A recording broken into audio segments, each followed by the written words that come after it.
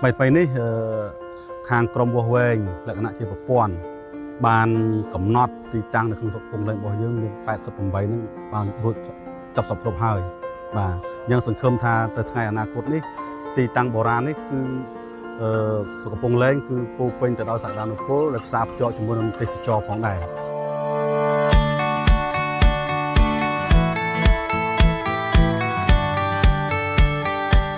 ស្រុកកំពង់លែងខេត្តកំពង់ឆ្នាំងជាតំបន់ទំនាបជាប់ទន្លេសាបប៉ុន្តែក៏មានភ្នំជាច្រើន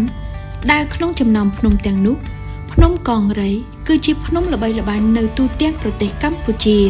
ស្រុកកំពង់លែងមានផ្ទៃដីធំទូលាយអំណោយផលដល់ការដាំដុះដំណាំកសិកម្មនិងចិញ្ចឹមសត្វគោក្របីក្រៅអំពីសម្បត្តិធម្មជាតិស្រុកកំពង់លែងនៅមានសម្បត្តិបេតិកភណ្ឌវប្បធម៌ទាំងរូបិយនិងអរូបិយមានដូចជាប្រាសាទវត្តបុរាណទីទួលបុរាណដែលមនុស្សរស់នៅតាំងពីសម័យបុរេប្រវត្តិនិងបន្តរហូតមកដល់សម័យបច្ចុប្បន្ន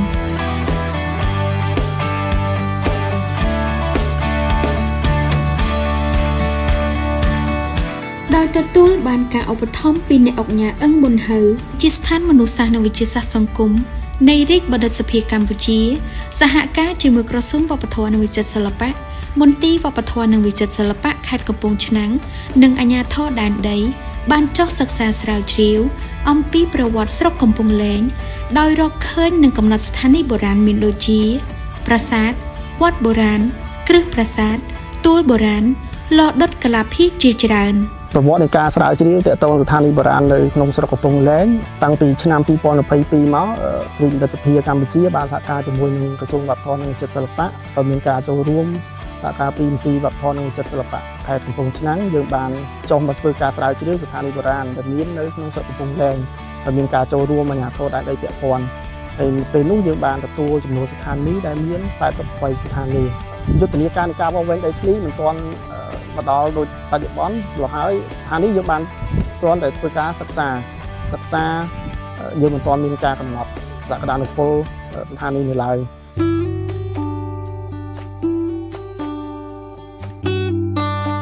នៅដើមឆ្នាំ2025នេះក្រសួងរៀបចំដែនដីនគររូបនីយកម្មនិងសំណង់បានចុះយុទ្ធនាការវាស់វែងចុះបញ្ជីដីធ្លី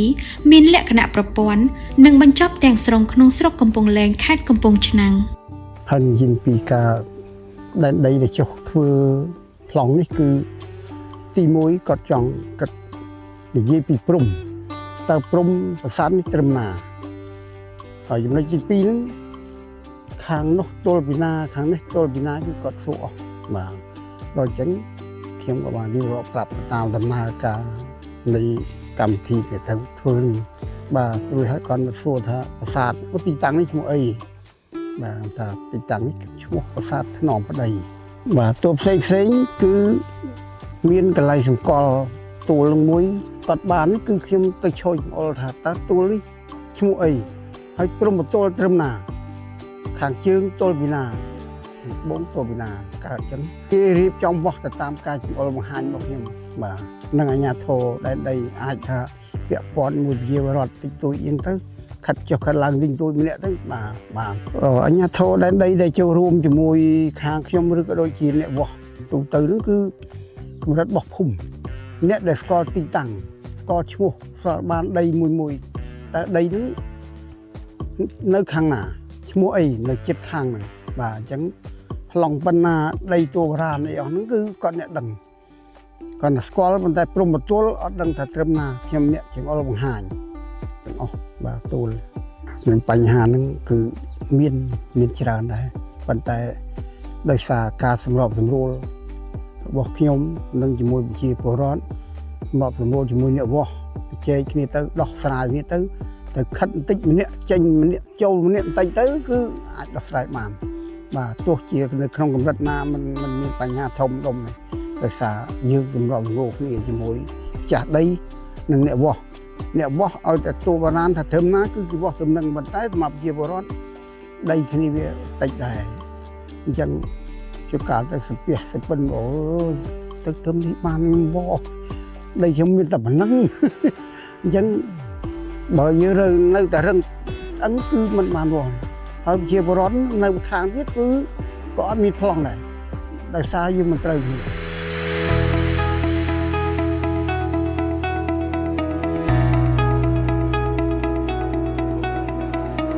ក្នុងខែឧសភាឆ្នាំ 2025 នាយកដ្ឋានបុរាណវិទ្យានិងប្រវត្តិវិទ្យានៃក្រសួងវប្បធម៌និងវិចិត្រសិល្បៈមន្ទីរវប្បធម៌និងវិចិត្រសិល្បៈខេត្តកំពង់ឆ្នាំងបានសហការជាមួយអាជ្ញាធរស្រុកកំពង់លែង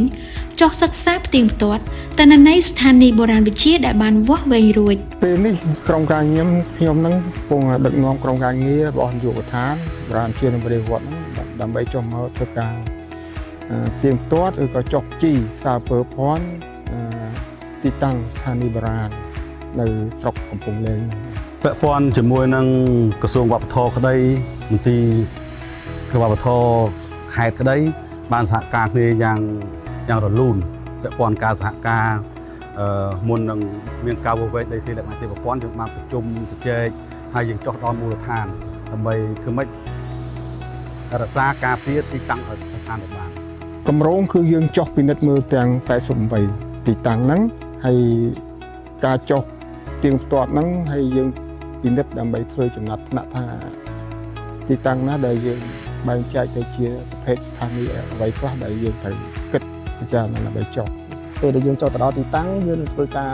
ថតរូបធ្វើការសម្ភាសធ្វើការប្រមូលទិន្នន័យដែលមាននៅទីតាំងស្ថានីយ៍មួយៗរួមទាំងការសម្ភាសតាក់ទងនឹងប្រវត្តិតាក់ទងនឹងការគោរពបូជាហើយនឹងការប្រើប្រាស់ទីទួលស្ថានីយ៍ទាំងអស់ហ្នឹងមកដល់បច្ចុប្បន្នតើមុខងារការប្រើប្រាស់យ៉ាងដូចម្ដេចហើយមួយទៀតយើងនឹងធ្វើការប្រមូលទិន្នន័យបុរាណជាមានដូចជាកលាភាគឬក៏បំណែកឥតបំណែកអីដើម្បីប្រមូលទុកយកទៅធ្វើការសិក្សាបន្តពីការសិក្សាទាំងអស់ហ្នឹងយើងនឹងធ្វើការចងក្រងបញ្ចូលទៅក្នុងព័ត៌មានឌីជីថលហើយយើងនឹងបោះពុម្ពជាសៀវភៅដើម្បីចែកជូនអាជ្ញាធរដែនដីពាក់ព័ន្ធ ច្បាប់បើសិនជាប្រាសាទហ្មងយើងមានប្រកាសរបស់ក្រសួងដែលថាយើងត្រូវរក្សាតំបន់1តំបន់2អញ្ចឹងទៅក៏តំបន់3អញ្ចឹងទៅជាគោលការណ៍ណាប៉ុន្តែរឿងទីតាំងតួប្រាសាទយើងផ្អែកលើច្បាប់បេតិកភណ្ឌដែរគឺថាបេតិកភណ្ឌដែលរូបិយហ្នឹងគឺបានន័យថាជា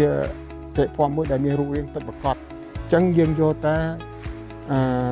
រូបរាងដើមរបស់ទីតាំងតួបុរាណហ្នឹងទេហើយប្រាសាទយើងគិតផ្សេង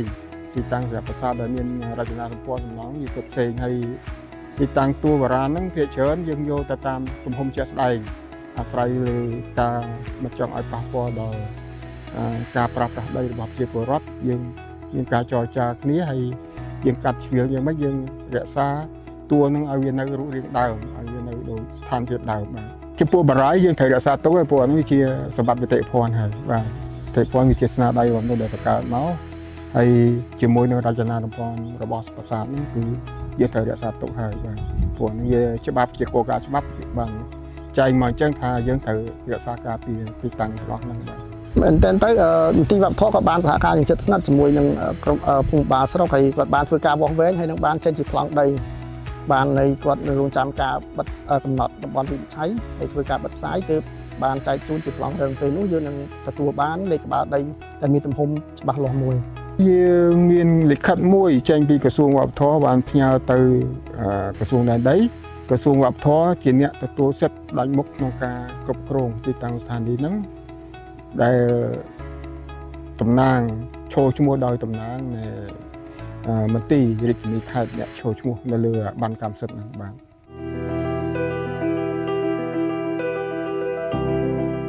បច្ចុប្បន្ននេះទាំងភូមិទាំងឃុំទាំងស្រុកទាំងខេត្តមានការសប្បាយចិត្តជាខ្លាំងដោយសារតែយើងបានកាត់បន្ថយ